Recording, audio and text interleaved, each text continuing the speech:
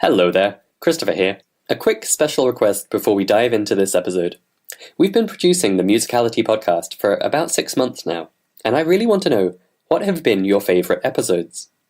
If you've been listening since the beginning, then a big thank you to you, and you'll know that we've had a real variety of guests on the show, and topics too.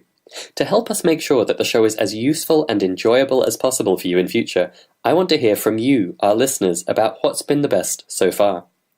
To share your favourite, what I'd like you to do is please post a review of the podcast. You'll find easy instructions at musicalitypodcast.com/review. And I'd love for you to write anything you like about the show in general, and then pick out one favourite episode and share what made that one top of the list for you. A big thank you in advance for taking just a few minutes to do this, especially if you don't think of yourself as someone who normally writes reviews or posts things online. It means a huge amount to us here on the team when we see a new review come in, and it really helps the show to reach more people like you. And of course, it'll help us plan better and better episodes for you in the future. Thanks again, and I look forward to hearing about your favourites so far. Ever wondered why some people seem to have a gift for music? Have you ever wished that you could play by ear, sing in tune, improvise and jam? You're in the right place. Time to turn those wishes into reality. Welcome to the Musicality Podcast with your host, Christopher Sutton. In our recent episode with Chris Owenby of Practice Habits and the online piano course, we talked about how he learned to play by ear through painstaking trial and error. And I mentioned how at Musical U that's an approach we recommend too. That might have sounded surprising. For a website that promises to help you play by ear, isn't trial and error a bit lame? We should be able to do better than that, right? Well, yes and no.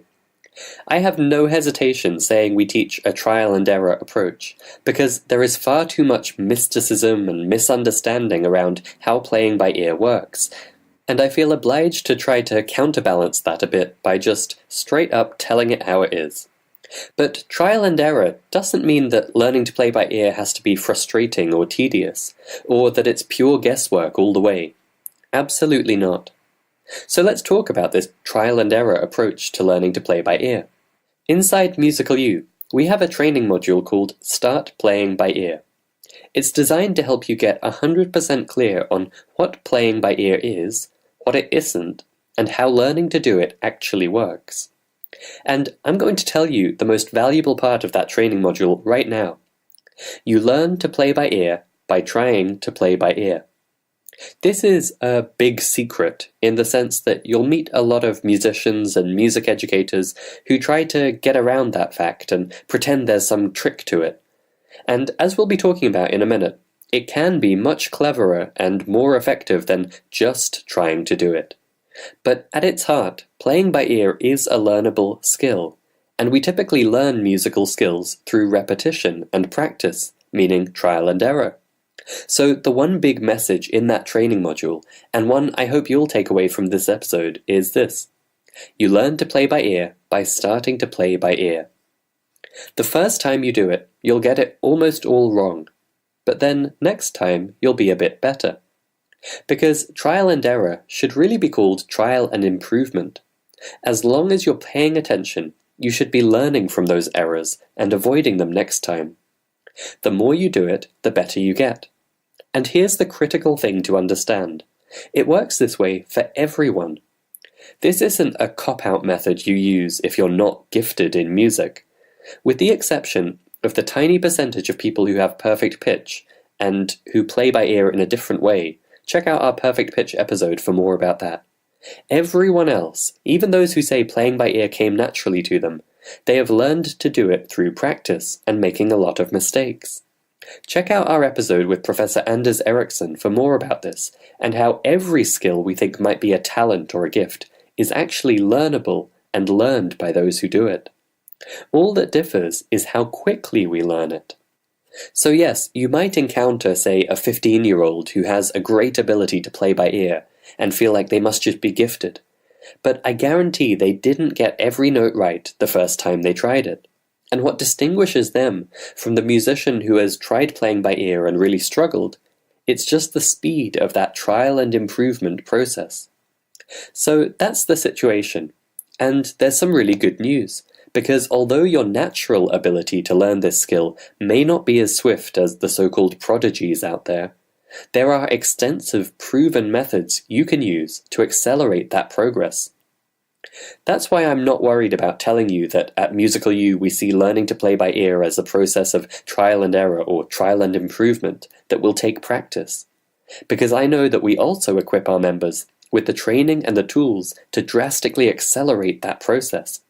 I won't go into detail here, but in short, our approach is to equip you with the core ear skills that give you the building blocks underneath playing by ear. We help you recognize notes and chords by ear so that when you sit down to play something by ear, the chances of you getting each note right first time are dramatically higher than if all you've done is practice guessing.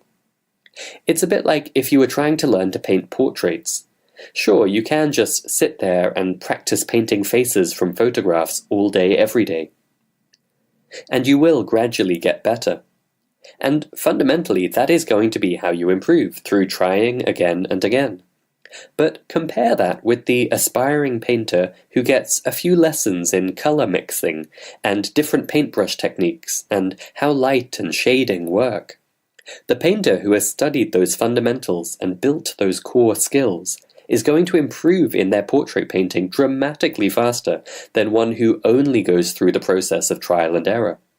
And they're going to reach the point where it's easy to sit down and paint a wonderful portrait first time, every time. That's what the process of learning to play by ear looks like. And so I hope this episode has both encouraged you to know that this skill is certainly within reach if you want to learn it, and so I hope this episode has both encouraged you to know that this skill is certainly within your reach if you want to learn it, and that there are tools and techniques available to you which can dramatically accelerate that learning process. If you're curious to know more about how that works, you can check out the free previews of our roadmaps at Musical U by visiting musical-u.com/training, or I'll put a direct link in the show notes for this episode at musicalitypodcast.com. Thank you for listening to the Musicality Podcast. This episode has ended, but your musical journey continues. Head over to musicalitypodcast.com, where you will find the links and resources mentioned in this episode, as well as bonus content exclusive for podcast listeners. That's musicalitypodcast.com.